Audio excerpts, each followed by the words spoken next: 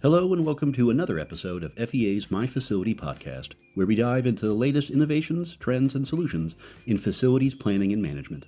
We will bring you conversations with industry experts, innovators, and thought leaders to help you navigate the challenges and opportunities in managing your facilities. At FEA, we're committed to building excellence where we live, work, and play. So if you're looking to stay ahead of the curve and improve your asset management strategy or facility financial planning, you're in the right place. So let's jump in and unlock the secrets to smarter facility planning in today's episode. Well, hey, Dottie, it's really great to see you again. Thanks for taking time to sit down with me for a few minutes today and catch up. A lot has gone on in your career, in your life since we worked together. So I thought it'd be fun to share a little bit with not only the FEA team here, but with the industry as a whole, as kind of your journey through FM and some of the things that you've been doing and things that you see coming down the line. First of all, for those watching the recording, my name's John Edwards. I'm the CEO of FEA, and we welcome you to this FEA Insider podcast. And Dottie, why don't you introduce yourself? Yeah. Hi, John. Thank you for having me. My name is Dottie Skolnick. I am the CMMS administrator at Villanova University. Dottie will tell you about her career, but she and I first met when she joined FEA a few years ago, and she's gone on to do a lot of interesting things since then that has led her to Villanova. Tell us a little bit, how did you get to where you are today? Kind of tell us a little bit about your journey over the last decade. Sure. Yeah. So I feel like I'm one of those younger millennial people who did hop around for a bit, but I actually started my degree in architecture at Temple University. And, after we did 2 years of studio, we got the opportunity to choose if we wanted to do design or facilities management. So it was one of the first places where they offered facilities management as a degree.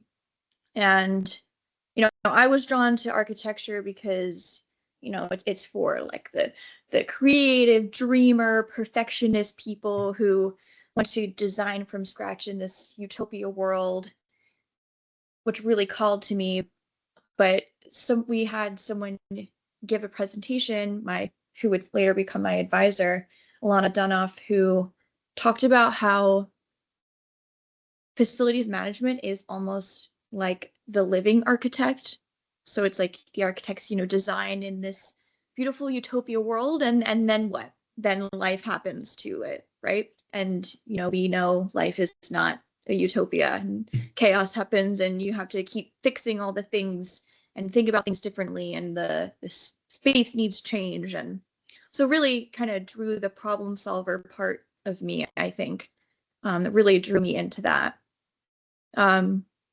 So switched my major and then met people from FEA. Actually, Chris Hodges came to Temple at one point and gave a talk. So I became very interested in just like learning more from top leadership in the industry. So FEA is where I got my first job, moved to DC. And I always like to say that was like an extension of my education, because when you work in consulting like that, you're getting exposed to so many different types of how facility management can be applied, and different approaches of facility management, different industries. So learned so much, worked with different groups there. We worked on a few projects together. Mm-hmm. So I really valued that, being able to kind of work with top leadership, because in the industry, even though, facility management as a whole is kind of still growing into something, it's not quite doesn't have quite a history of engineering, we're kind of creating those standards now. So really cool to be a part of that.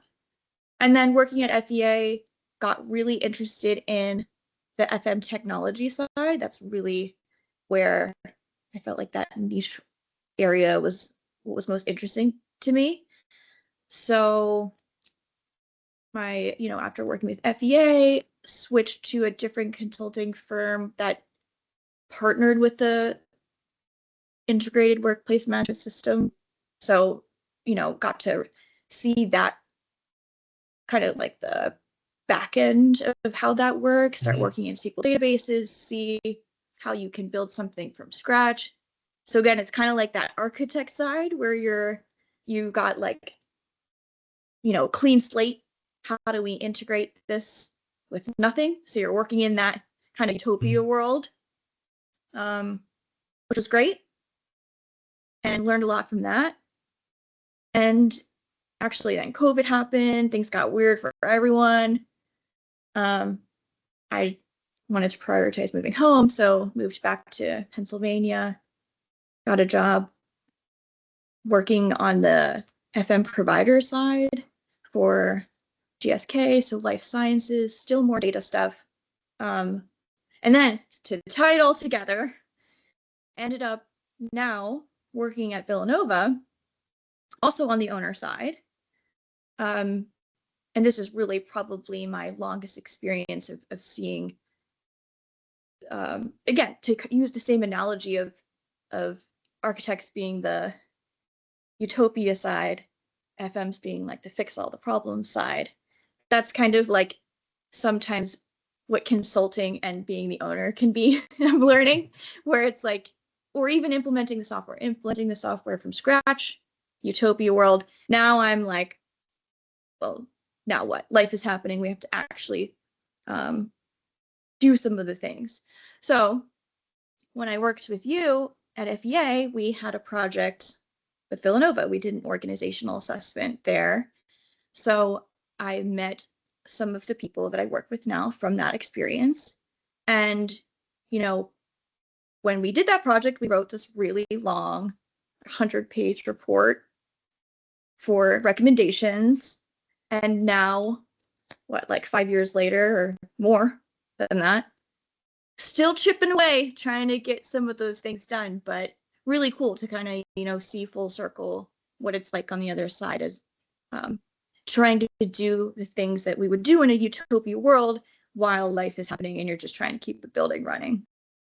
That's great. And I think your journey over the last decade or so is fairly typical for a lot of folks because of both not only the COVID interruption, but I see less and less circumstances. And this is with my own adult children, the people that I see come and go through FEA and other organizations that we work with, that very few people land at a company and they say, I'm here for life. This is my, because all the experiences that you just described of being able to explore technology, being able to look at things from an owner's perspective, being able to look at it as a provider, working in the virtual world from a IWIM standpoint. I mean, what a fantastic background to then shape out and round out your experience and that you've had along the way. And have you gotten any of the FM credentials along the way as you've gone up in your career? Yeah, I actually did I got the FMP when I was at FEA. Mm-hmm. So that was another great opportunity. Again, kind of similar to what we were saying before here, where the FM industry is still kind of becoming a standardized, big, robust thing. That's one of the best ways to learn from like the standards that have been created. Yeah. So you got education, you've got experience, you've got credentials, and now, like you said, you're where the rubber meets the road. Yep.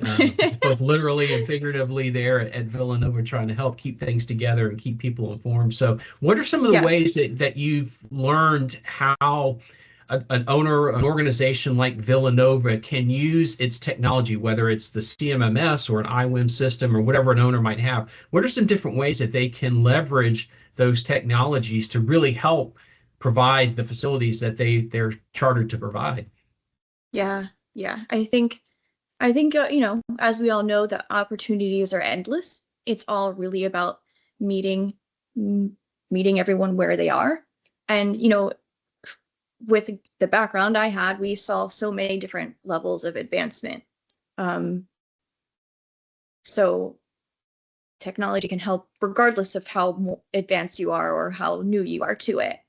And I can definitely speak to the ones who are more new to it. That's a lot of my recent experience has been that. So, to use Villanova as an example, given that I've seen that side of it for the longest, like the evolution of it, probably.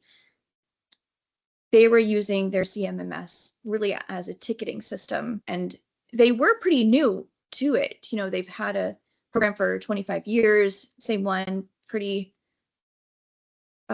deeply in it, but for that whole time, it's just been used as a ticketing system and in and out way to communicate. So there were no priorities, no task codes, work types, costs and labor wasn't consistent, which is, one of the first things we wrote about when we wrote that big long report back in the day.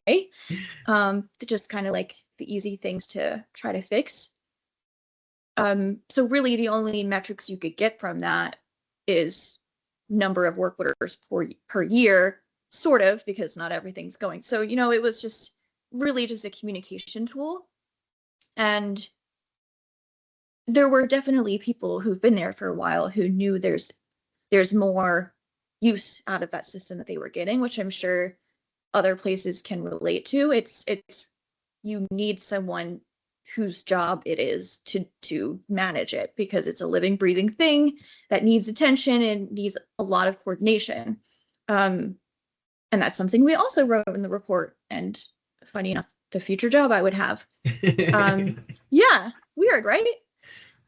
Very serendipitous. I think the biggest lesson I learned from this experience has been that humans are very adaptable, and we can kind of adapt in either way. But it's so interesting because when I started, this is a place where we were using so much paper, like it was not technologically advanced. Villanova isn't the biggest school. We admit about like a little under 2,000 people a year. It really started as like more mom and pop shop place, and now it's really growing, which again is probably something other places can relate to. So I was, warned in the beginning, good luck getting these people to use technology. It's gonna be the end of the world. And now it's almost like so now 3 years later, I've been there for about 3 years. And, first thing we did was kind of re-implement the whole software very slowly over time. We've been doing that.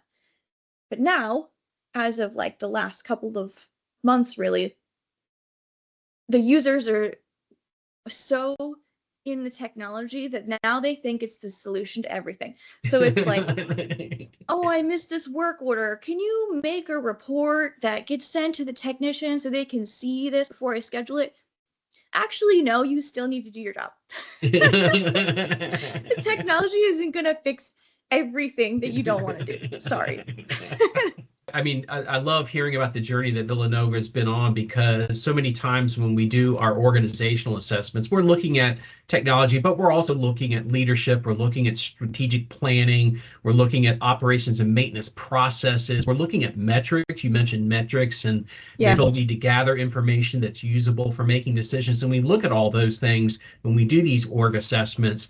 And, I applaud Villanova, first of all, for saying that they wanted to do that. They wanted to take a look at themselves, and they were very receptive to a lot of the recommendations that we made. And it's just so heartwarming to hear they're actually taking action on them, because sometimes I wonder, we do org assessments, and sometimes we get very good follow-up and hear things, and other times we really don't know whatever happens with some of those situations, or they fall by the wayside. Leadership changes and they go nowhere direction, and those things happen organizationally. So hearing that there's been a consistent effort, but you're right, the process, and in technology in particular, which is where you're residing right now, your particular area of expertise there as a CMMS administrator.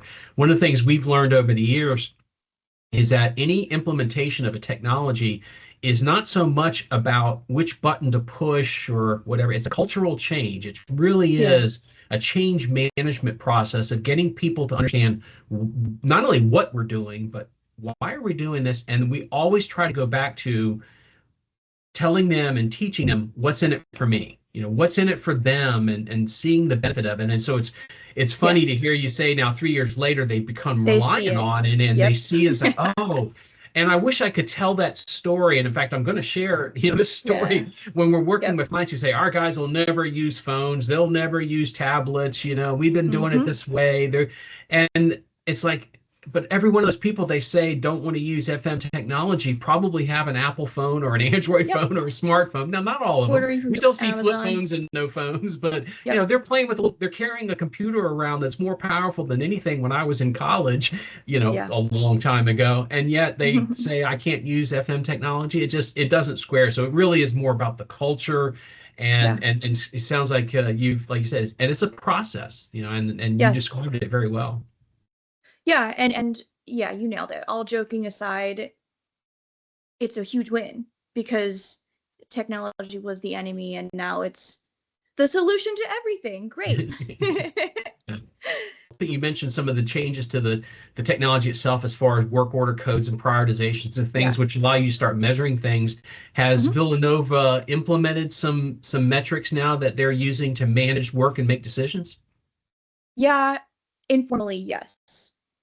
So I, given the FEA knowledge I have, am, a big proponent of create a balanced scorecard. This would be great because it will help you show your overall strategy, the data you actually care to track rather than let's track everything.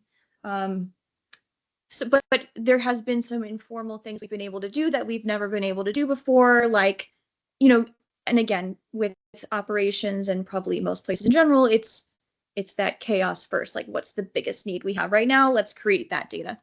And a lot of that for us comes down to staffing. We, as a higher education facility, have this big new, really, since COVID, it's grown so much for special events. So, the average college experience now involves so much activity, and we don't have a dedicated special events supervisor or team. So our grounds team has been pulled into that, and we've got ground supervisors who are now kind of like a mini dispatch, and it's just continuing to exponentially grow. So we've been able to use the task codes and the labor hours to show, how many FTEs of work are people doing when they're supposed to actually be doing grounds maintenance, and show the need for how we need someone dedicated to help coordinate this and let that group grow. Yeah, that data can be really powerful when you are able to combine things like the APA higher education levels of service and Yeah. the staffing and the staffing analysis you can do, and then all the things that, like you were just describing, fall outside the common realm of the tasks that are in the staffing analysis to say, folks Yeah. really, and it's to the benefit of the university because all those things you're describing, the special events, the different styles of teaching, setups and tear downs, Yeah. all are things that are part of the mission of the university. So that's why Yes. FM exists, is to support the mission of the university. But it's not free, and it's not, it's, hey, you can just do this in your spare time. Right. You may not be old enough to remember the old Life cereal commercial, but when they're trying to get this little kid, the mom was trying to get the kids to try Life cereal, and Mikey was the little kid. So, let's get Mikey. He'll eat anything. And so it's kind of like all the FM. It's like, we need something done. We need something done. Let's get FM. They'll do anything. And Yes. so, and that's great to be responsive. And we as FMs are very customer driven, customer focused. Yeah. But none of that is free. So if you have ground staff that are working on setups, they're not doing landscaping, bed planting, all those other Yes. things. So in the end, having that data, like you were just describing, of being able to track how many hours, how many work orders, how much event, and also the seasonality of it, you could start using that data to see where are the ups and downs. Maybe you bring in student workers, maybe you can bring in contractors part-time to handle the peaks, and you staff to the sort of your 80% workload, and then you handle the peaks by other means, or you shift the schedule around to get things off peak. There's all kinds of ways that FMs are very creative of coming up with those solutions. But having somebody like you to say, well, I can tell you, I can show you in the data where the work is coming, how it comes in, how it goes out, and being able to use that. Yep. And then we have another similar thing where once people, again, a good problem to have, but once people know that, oh, you can show this data, great, show me all this other data. But then you have to explain to them, okay, well, that doesn't exist, and here's why. Here's the 10 things we need to do before we can do that. But I'm so glad you want that information, Again, that's why having sort of like a organized, balanced scorecard with a strategy is so helpful, because I think the metric of not having the metric yet is a metric. So like, we don't have the data to tell you how much square footage is occupied right now, but that is important, because the fact that we don't have it goes to show something we can work towards, and like, in order to meet the strategy that we're trying to implement, you know? That is so true about not overwhelming people with data, because a lot of the modern CMMS systems and IWIM systems can produce a lot of reports, or somebody like you who knows how to do SQL queries can go in and gather a whole lot of special things out of there. But if that information isn't critical to making a decision or setting a budget or managing affairs of the university, then I like to call it an interesting statistic. You mentioned number of work orders. I can't tell you how many times, well, we completed 9,000 work orders last year. We're really busy. It's like, well, you can tell me you completed 9,000, but is that good or bad? How does that compare to 2 years ago? How many should you have completed? What were the work orders? If Another human problem when you start measuring things, people know what they're being measured on, they adjust their behavior so the metrics look good. So if people know they're being measured on number of work orders, then suddenly something that might have been a single work order gets broken up into 3 work orders for different shops and things, so that everybody, and now you tripled the number of work orders, so your work order number is like, great, that's an interesting statistic. It doesn't help me manage anything. So having your problem-solving mindset, your consulting experience, your practical experience at other places, I think must be hugely beneficial to help guide the leadership there within FM about not only what's possible, but what really makes a lot of sense, and how, always going back to, how does the metric going to help you make a decision? What is it going to do for you? So that's great that you're all over that. Yeah, such a good point. You mentioned, you said you considered yourself one of the younger staff, and that's true. It's great to see folks, there's a few folks that have come through FEA over the past 10 years that I've been here that are still in the FM ministry. So that's nice to see, because certainly you're not only leading where you are today, but one of the future leaders. And as you look down the road, what are some of the things that you see and hear about, either locally or maybe through some of the industry associations that you might have contact with, whether that's APA, IFMA, or somebody else? What kind of things do you see that kind of intrigue you and interest you as it relates to facility management? Yeah, I think there's two things. One, I feel like, is just, kind of like the obvious thing most people are dealing with right now, and that is the technology and how it's so much more accessible. So it's just getting ingrained in all of our lives and everything we do. And then keeping that manageable. So we keep going back to like the human behavior and the fact that we are still human. So we always joke with Work Control that they've become like a mini software program that needs to be updated every month, because we're constantly changing our process, which is a good problem to have. It's just, we have to remember that there are still humans involved that need to be able to like retain all of this constantly, which is a new way to work. Like, a lot of people aren't necessarily used to that being just a part of their job. It's like, you've got your daily job, but you also have to be a software that gets upgraded every month.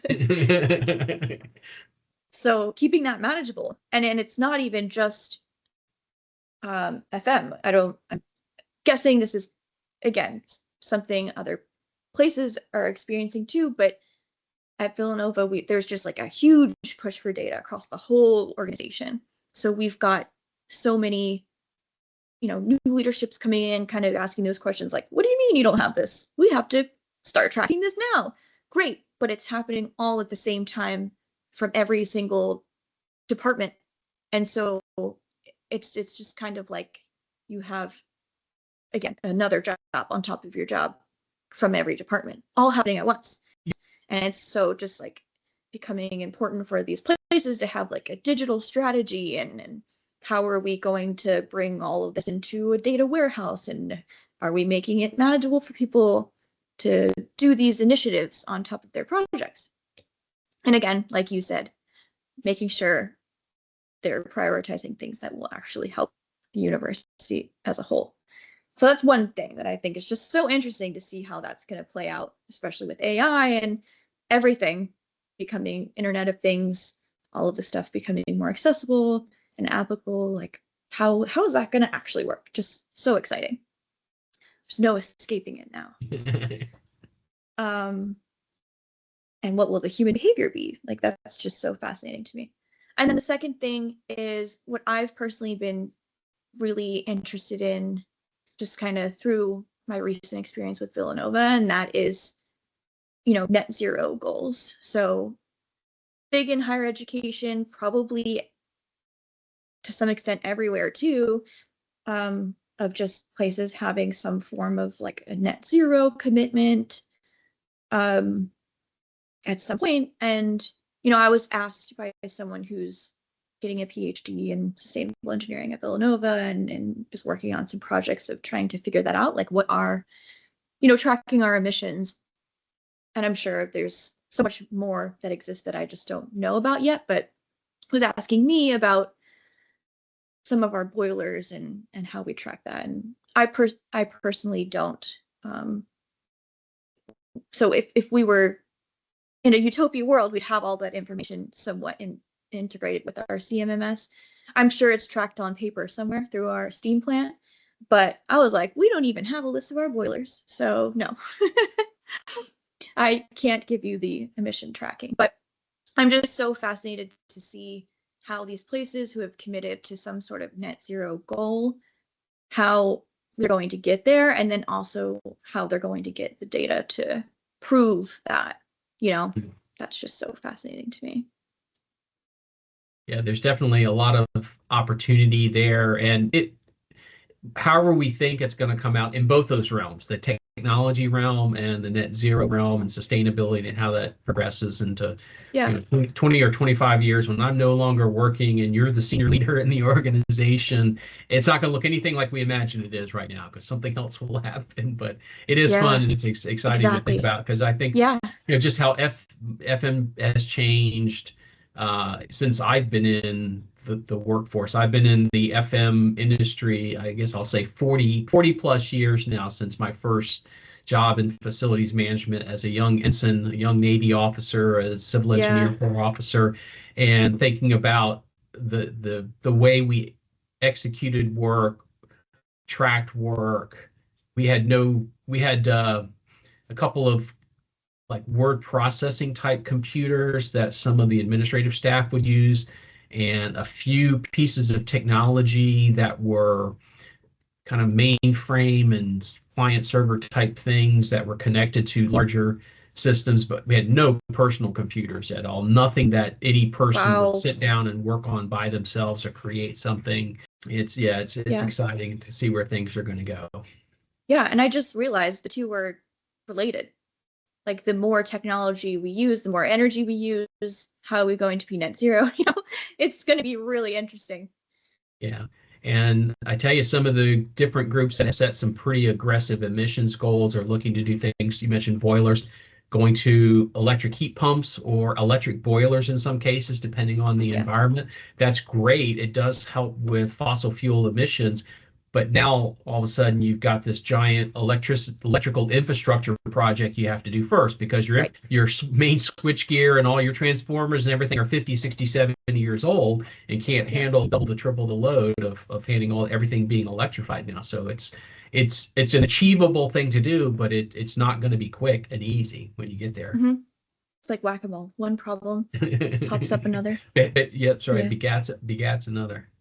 Well, hey, thank you so much for taking this time, Dottie. It was really great to catch up with you, and it's just wonderful to see not only what you're doing personally, but what the university is doing there. I have a couple of friends, retired Navy officer friends of mine, that are graduates of Villanova, and of course I see them every March. It seems like they show up in March Madness. Villanova's right there, so it's certainly for a small university, they are definitely a nationwide visible presence out there, and I'm sure they very much appreciate what you're doing for them.